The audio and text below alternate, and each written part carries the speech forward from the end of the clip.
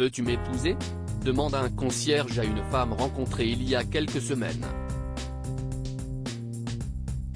Lorsqu'elle a accepté sa demande, cette femme ne se doutait pas que cela aboutirait à une surprise qui la ferait presque s'évanouir le jour de son mariage. Alors que Sylvia sortait de sa voiture vêtue d'une magnifique robe blanche le jour de son mariage, elle a regardé le parking de l'église et a demandé à sa sœur, est-ce que l'une de ces voitures coûteuses te semble familière ? Lorsque sa sœur a répondu par la négative, Sylvia a trouvé cela étrange, car l'homme qu'elle épousait n'était pas riche.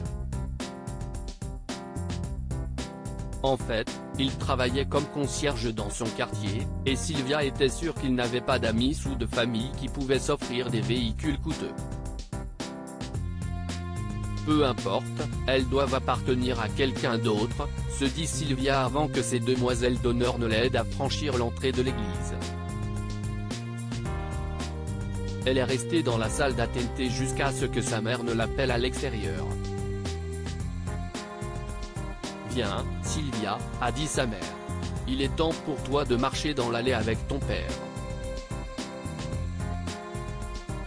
À ce stade, Sylvia n'avait pas encore vu son mari, Rob. Alors, lorsqu'elle l'a finalement aperçu descendant l'allée en tenant le bras de son père, elle a eu du mal à le reconnaître. Alors que Sylvia s'approchait de l'autel, elle regarda autour d'elle et remarqua les décorations à l'intérieur de l'église. Elles doivent coûter très cher. Comment Rob a-t-il pu se les offrir ? Se demanda-t-elle.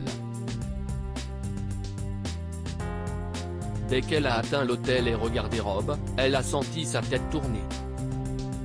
« Je vais m'évanouir. Cela ne peut pas être vrai », s'est-elle dit.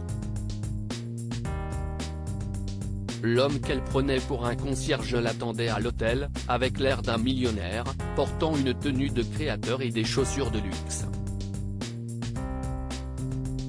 Un mois plus tôt, Sylvia rentrait à pied de l'épicerie après avoir acheté de la nourriture pour les personnes de l'orphelinat où elle était bénévole. C'était une fille au grand cœur qui aimait aider les personnes autour d'elle. Elle nourrissait même les sans-abri et passait du temps avec les animaux blessés au refuge local. En rentrant de l'épicerie, Sylvia regardait autour d'elle pour voir si quelqu'un avait besoin de nourriture, comme à son habitude. Cette fois, elle a remarqué un jeune homme trempé de sueur qui nettoyait la cour d'une grande maison de son quartier. Comme elle ne l'avait jamais vu dans le coin, elle pensa qu'il devait être employé par la riche famille qui vivait dans cette maison. Le regarder travailler sous une chaleur torride la mettait mal à l'aise, alors elle a sorti une bouteille d'eau et un sandwich de son sac en tissu brun.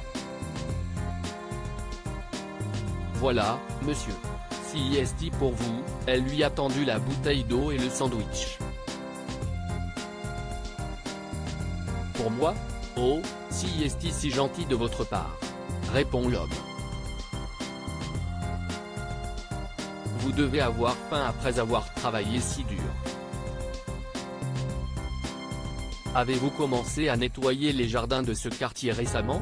Je ne vous ai jamais vu auparavant, a demandé Sylvia. Yo, peu importe. Prenez ce sandwich. Il est vraiment bon. L'homme déballa le sandwich et prit une bouchée. Oh, CIST tellement délicieux. La viande est super juteuse. CIST du Ramon Ibérico de Bellota, non ? Demanda-t-il. Non, gloussa Sylvia. CIST juste un sandwich au pepperoni ordinaire de l'épicerie. Rien de vraiment spécial. Pendant que l'homme mangeait son sandwich, Sylvia s'est présentée et lui a demandé son nom. Je m'appelle Rob, répond-il. CIST un plaisir de te rencontrer, Rob, dit Sylvia en souriant. J'espère te revoir ici. Les jours suivants, Sylvia et Rob sont devenus amis grâce à leur fréquente rencontre devant la même maison dans son quartier. Ils ont appris à se connaître et sont vite tombés amoureux. 2 semaines après leur première rencontre, Rob et Sylvia sont sortis ensemble. Il n'avait pas de voiture quand il est venu la chercher chez elle. Au lieu de cela, il est arrivé à pied et a demandé à Sylvia si elle était prête à marcher avec lui dans la rue jusqu'au restaurant le plus proche. Pas de problème, Rob. Je n'ai jamais dit que je voulais avoir un rendez-vous avec toi dans une voiture.